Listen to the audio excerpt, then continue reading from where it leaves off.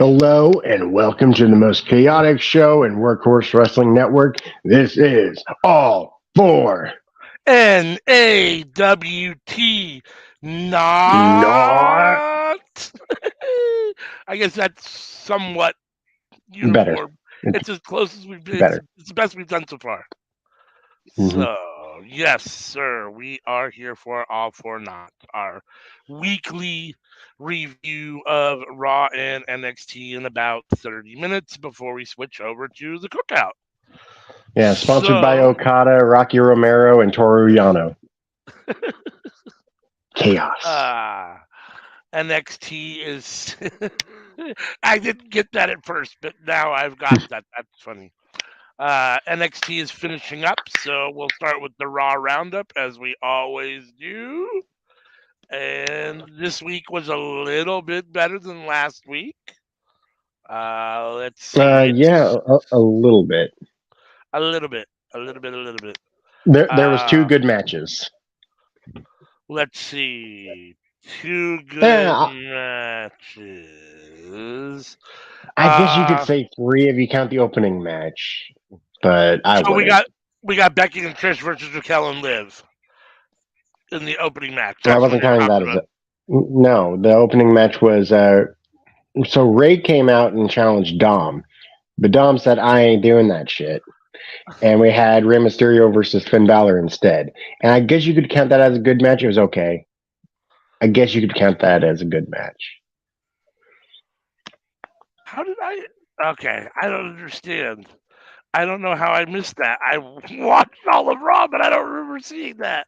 Right? That was the beginning. That Uh, was the opening. That was the first match. all After that, Lita right, got attacked, and then we got Liv and Raquel facing off against Becky and all right, Trish. all right. And we got Liv and Raquel beating Becky and Trish. Well, yes, beating Becky and Trish for the title. Lita couldn't wrestle because she was injured. And so Trish stepped in and they proceeded to lose to Raquel and Liv. And then in Congratulations classic, to Raquel, by the way, for finally winning titles on the main roster. there you go.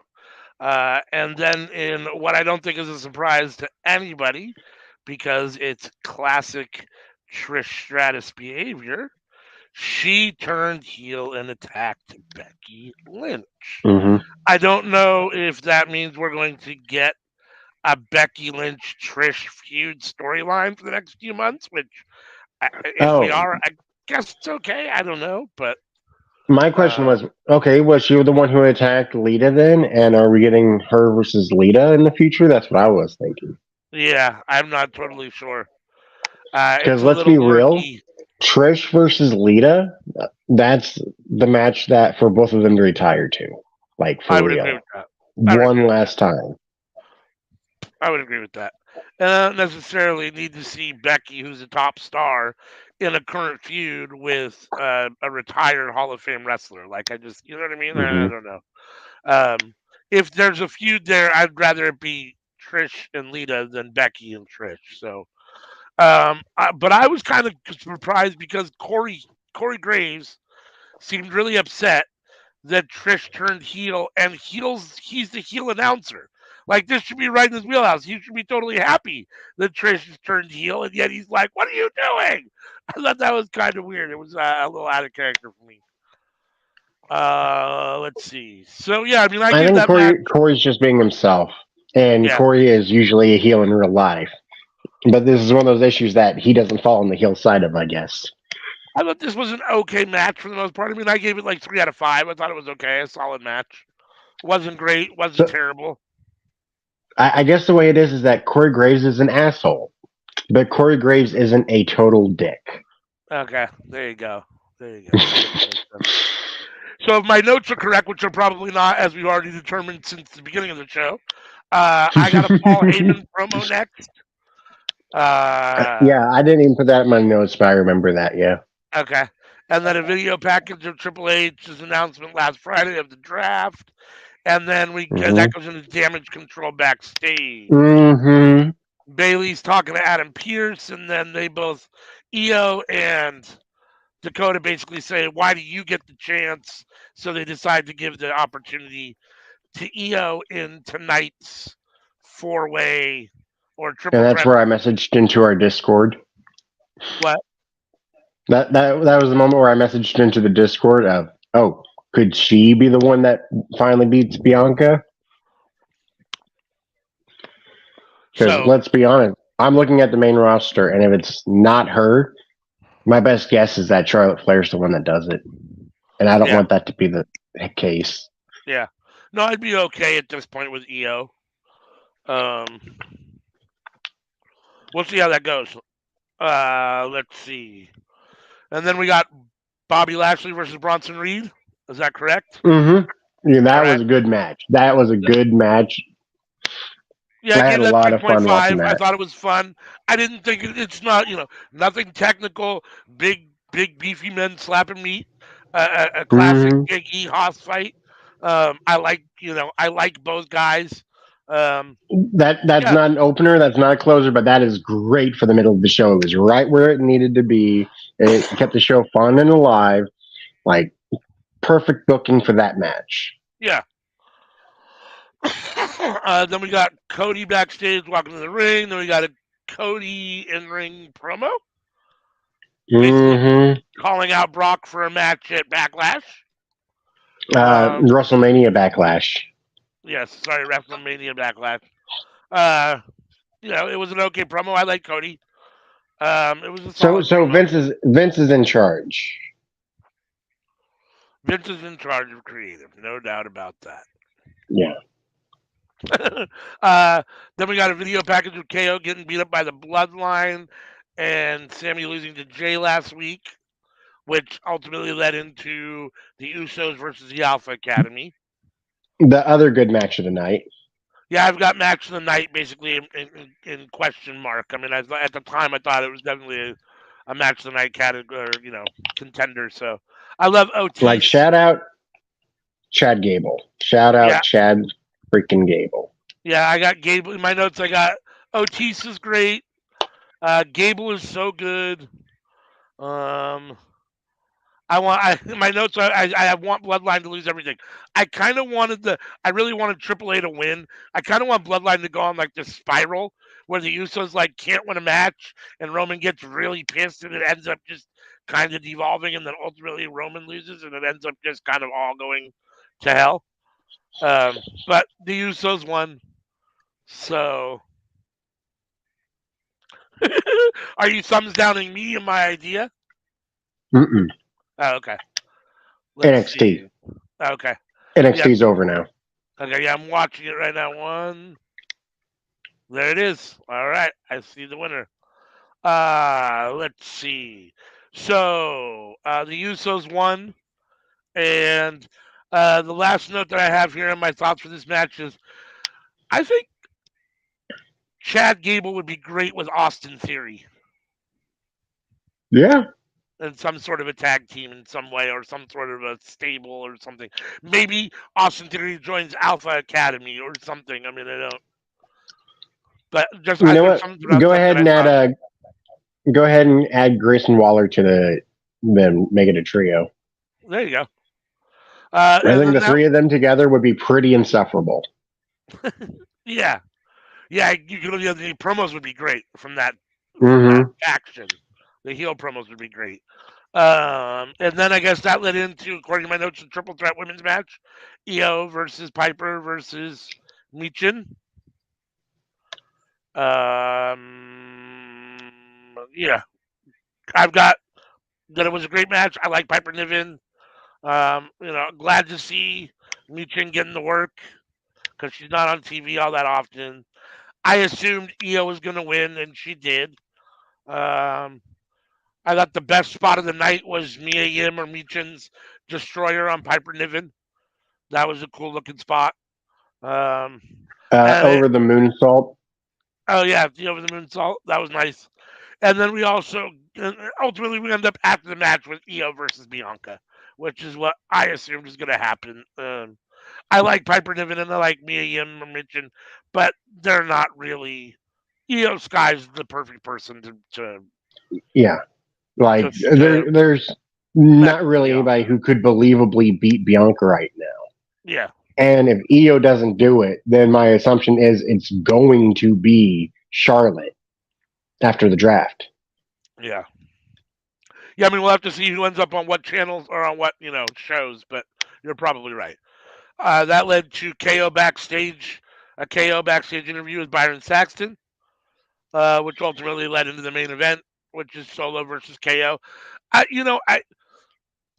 I'm starting, and to be fair, I'm a huge Roman Reigns detractor, so that's probably a part of it. But I've liked the Bloodline story for the most part. My favorite part of the Bloodline story was when Sammy was actually involved with them and all that was going on. You didn't know Sammy was going to turn. Wasn't he? Before all the breakdown with Sami Zayn. Now it feels a little boring again. That's happened. They're still there doing the same thing. I feel like we've seen Solo versus KO. We've seen Solo versus Sammy. We've seen Jay versus Sammy. We've seen Jay versus KO. All these amalgamations. So I feel like this match feels a little repetitive, especially with the ending where everyone gets involved again. So I don't know. I mean, it's wearing out its welcome for me, the storyline, a little bit. I think something has to happen sooner than later. But again, KO and Solo have good chemistry, so it was a decent match until everyone got involved. I assume we're getting a 6-man at Backlash. We're gonna get KO, Sammy, and Riddle versus Usos and Solo at Backlash. That's my guess. And that doesn't really move the needle for me all that much. I mean, it'll be a fun match, but to what end? I mean, I'm not totally sure what exactly we're doing. So I don't know. I'm a little bored with this already. Everyone can go ahead and tell me that I just want to watch the world burn, but man, I want Orton to come back. I want Orton to dethrone Roman. Then I want Cody to beat Orton, and then I want Matt Riddle to beat Cody. There you go. Like I'm not opposed to any of that. Like I know that people will say that's hot potatoing the title, but the title hasn't changed in like 3 years. Like we need some hot potatoes here. Yeah, no, I agree. I mean, when I talk about hot potato, I'm talking, two title changes in a month or something. I'm not talking, 3 months and then a title change. I mean, I think 2, 3, 4 defenses and then a title change is more than adequate. I mean, you don't need to have it. I mean, if you're really good, sure, you might have it 6 to 9 months or maybe even a year, but that should be the extent of it, for me personally. I mean, beyond that, I think it always gets it starts to get a little boring. So, yeah, that wraps up Raw for this week, and I thought it was a decent show, better than last week. I thought it was like 3.5 out of 5. I mean, let's see, NXT. NXT started with Mello out to the ring for a promo, in which, after talking to him and Trick talking for a minute, he was joined ultimately by JD McDonough, Dragon Lee. Well, Dragon Lee came out first, and then JD McDonough, and then Grayson Waller. And it ultimately led to the 3 of them and the mystery, who we didn't know who the 4th one was going to be until later.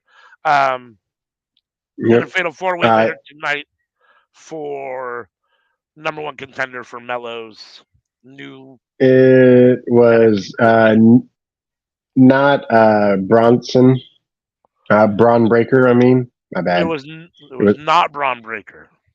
It was not Braun Breaker. It was not Braun Breaker, and later we'll get to that. Let's see. Then we had Fallon and Kiana backstage fighting about how, I guess, Fallon had told Brooks that Kiana was cheating on him, so Brooks had disappeared. Briggs showed up, tried to calm everything down, but ultimately they went out for a match. Or they didn't actually go out for a match, they just went on to whatever. Then we had Sol Ruka in a TikTok video interrupted by Tiffany Stratton. It was an okay little segment. Then that led to Dawn of Fire. Yeah, you like both those girls. I do like both those girls, and we'll get to that because they had a good match later. Yeah, Tiffany went ew. So then we ultimately had Dawn of Fire versus James and Henley. Dawn of Fire Uh, retains. Lots of shenanigans with the Lots of purse. shenanigans with Brooks, and yeah, that story is obviously continuing. That ultimately led into Chase U. That's in the Hold ring. Go ahead. on. So Isla and Alba won, but Yes. with the finisher that Alba did, it looked like she landed pretty rough, and she could have just been selling it really good, but it looked like she tweaked her neck.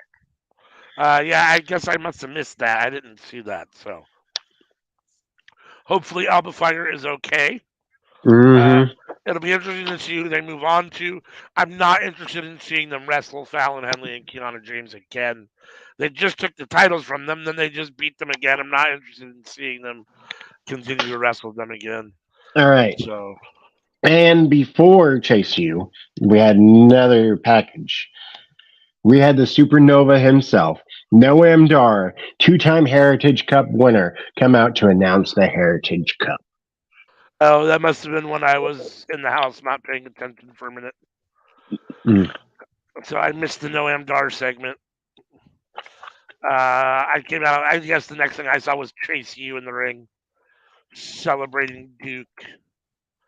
Um, I Mm-hmm. guess, and then Braun Breaker came out and basically said, "I'm not that the NXT title was holding him back, weighing him down, and he's not going to compete for it anymore."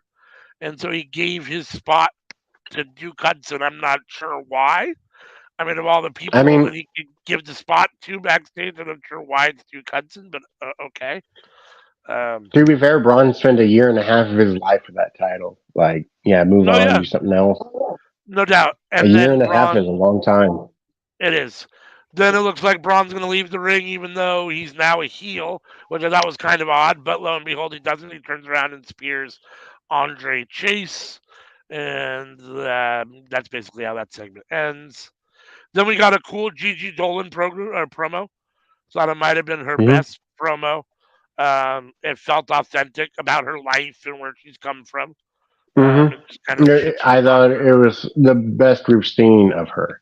I agree. I thought it felt authentic. I thought it felt she had a good cadence and a good, the material was good. Um, let's see. That Yeah, led to I think that's the first time I've ever put Gigi and Great next to each other in my notes. yeah. No, it was a really good. It was a really solid promo. So, Mm-hmm. I liked it. It was the most I've liked her Then we got probably. Pretty Deadly getting attacked from behind by Tony D and Oh shit. Stacks. Okay, so I missed that. Yeah, I got and they my notes had Eddie Thorpe next, so I guess I must have missed a pretty deadly segment. yeah, they attacked him and threw the one in the trunk and drove off. Oh, all right. Then that led into Eddie Thorpe and Javier Renell. Is that right? Hmm. Which was an And okay Damon match. Kemp came out. Damon Kemp came out. Where I'm assuming he's scouting Eddie Thorpe, since Eddie Hmm. Thorpe That's the is way it kind of appears. he's the guy that they're trying to push here. Although both guys look good and it was a fairly competitive match. I mean, Same thing with Thorpe's match last week too. yeah. Thorpe's been having very competitive matches where the other guy looks good as well. Which I find interesting when they're trying to really push him. I mean, that seems to be the guy they want to push. You'd think that he'd be in squash matches or something, but I like that they're not just squash matches. I like that they're somewhat competitive. So, um, and then let's see, backstage we had the Dyad and Gallus face off. Um, they had a little backstage spat, which Um, hmm. I, I'm trying to find that. Yeah, so I got scripts will expose Axiom. That's what I have in my notes. okay, yeah. So I've got I've got backstage Dyad and Gallus have face off, and then Tiffany versus Soul is announced, and then you have the Scripps promo, and then when you come back from the Scripps promo, you actually have Tiffany versus Soul. I think I might have been in the kitchen for a minute, so I missed that. Yeah. So I mean, there wasn't anything that was must see. So Yeah. Soul and Tiffany had a good match. I love Hmm. both these women. These are both future main roster stars for sure. I mean, Tiffany looks like a young Charlotte Flair. and Sol Ruka's great. Um, they're both going to be, Sol Ruka is very athletic. I see a lot of potential in her. yeah, they're definitely the future of NXT, and I believe they're probably the future of the main roster as well. So, I Oh, had this Tiffany for ultimately, sure. Main yeah, roster. Ooh. I had this as match of the night. Ultimately, by the time I was done, um, and then got Chase U backstage after that talking. Mm-hmm. Um, Nothing there. Then we got Cora Jade. Diamond Mine. Diamond Mine is challenging Gallus next week, I believe. Okay. Okay, so I must have missed that. Diamond Mine. Okay, so Uh, Diamond Mine. That should be good. Tiffany. Tiffany then immediately said she wants to be number one contender, Okay. and then Corey, Then then the the Cora Cora Jade Jade promo. heel. Then the Cora Jade heel promo. Which, I don't know. I'm not a big Cora Jade fan. Mm-mm. Either way, maybe she's a little bit better as a heel than a face. The stupid skateboard deal wasn't getting over, so you She's know, fine. She's fine at talking though. I'll yeah, give her that. she's a fine talker. I just don't care one way or the other. Um, so she's back. That led into Tank. Valkyria came out. Oh, Valkyria came out. That's right. Valkyria, not such a good talker. No, Valkyria is not such a good talker. Um, Ultimately, that led to the next match, which was Tank Ledger versus Mm. Joe Coffey. No, what did I miss? I missed something else. Uh, Gulak and Dempsey interrupt Wesley. We're going to be getting Dempsey Oh, that's versus right. Wesley, Yep, that's and right. then that led into Wagner versus Dragunov. Oh, how did I miss that? Wow. Okay. Well, apparently I'm all over the place. Uh, Big surprise. Uh, okay. Okay, so Dragunov wins, Okay. and Stone abandons Wagner and will not be working with Wagner anymore. Dijak then comes out. Dijak makes the challenge to Dragunov, and Dijak says a line that I had to put down in my notes because I was like, "Oh, that's good." He says, "You say pain makes you feel alive. Good. I'll make you immortal." That is a pretty good line. Yeah, I don't know what I was doing during that time. Somehow I missed all of that. I'm not sure. The next thing I had in my notes was Tank Ledger versus Joe Coffey. So yeah, apparently All I right, missed we're something caught there. up with each other now. So we're gonna get Dijak versus Dragonoff. Is that gonna be at the next? When are we gonna get that match? Did they say when that match is gonna actually It happen? could be next week. It could be at the next pay per view. We never really know That led unless into we go on Twitter to find out. Tank Ledger versus Joe Coffey. Joe Coffey's back. This is his first match back. This is Tank Ledger's debut. Joe wins. I thought both men are big guys. I mean, it was okay for what it was. For 2 minutes or whatever, 3 minutes of the match, I guess. I think it's more about ultimately about the angle which led to the schism and Dyad coming out and all the tag teams in the ring Mm-hmm. fighting each other. That led to Tony D backstage. Is that correct? Mm-hmm. Mm-hmm. Okay. That's what I have. And then, as well as another Pretty Deadly interaction. Did Pretty Deadly come back and attack Tony D? We also got Roxy and Starks backstage in that segment too. So they were trying to combine multiple different things together. Right. And then we got the Which main event, I right? I applaud the effort. I applaud the effort. So Roxy versus Stark. I assume Roxy's going to win, and then Tony D and Stacks versus Pretty Deadly, which could honestly go either way. It Yeah. very well could go either way. Yeah, I like D'Angelo family and I like Pretty Deadly. So I'm here for that. Um yeah. I like Roxanne Perez, so and then we're in for the main event, right? The Mm-hmm. four-way for the number one contender, Mm-hmm. Four Grayson way. Waller, Dragon Lee, JD McDonough, and Duke Hudson. Ultimately, Grayson Waller got the win. Um, which is what it is. So we'll get Grayson Waller. He'll be the number one contender to Mello. I don't know if that'll be next. I don't know if they'll have a match next week. Probably not. It'll probably be at the next pay per view. They'll drag it out. It looked like it was a decent match. Again, we started this as that match was just getting started, so I didn't really get a chance to watch it all that much. But it looked like a good match. I'm not Mm-hmm. sure. Did Duke Shout take out the Dragon pin? Lee. Did Duke Hudson take the pin? I saw Grayson Waller get the pin. I didn't see who it was on, so I don't I, think so. I was kind of assuming that Duke Hudson was there to take the pin, but maybe he didn't. Um, from what little bit I actually saw while we were talking, it looked like a good match. Mm-hmm. Um, and ultimately, we get Grayson Waller as the number one contender, which is okay. I'm here for Waller versus Mello. I think it's a Mm-hmm. good opening feud for Mello. And that winds up NXT. Thought it was a solid show. Again, I Yeah, gave. I But don't think anybody figured that whoever won this match was going to beat Mello. Like, no, I don't. I mean, no. I mean, this is. I mean, depending on how they do it, it will be Mello's probably first title defense, so he's not going to lose. mm-hmm. And I mean, I suppose they could give him some. They could push Waller and Mello out to the next pay per view and feed Mello a couple. Sacrificial lambs in the meantime, so maybe they could justify. But I don't. I have a feeling Mello's going to have the belt for a little while. So if you gave it to Braun for a year and a half, you might as well give it to Mello for a good 6 to 9 months. I mean, I don't. So, and I think a couple big wins. I think in the long run, he'll end up beating Grayson Waller. He'll end up beating Dragon Lee. He'll probably beat JD McDonough during his reign. All these guys at some point. And who knows? I'm not totally sure that there's anybody on NXT that I look at the moment that I want or think is ready to take the title from Mello. So, Mm. Mm. Um, I think I'm going to go Joe Gacy. yeah, I'd be all right with that. I would be all right with that. I like Joe Gacy, and I think he could use a title run. I think that would definitely put him over for sure. So I wouldn't be opposed to that.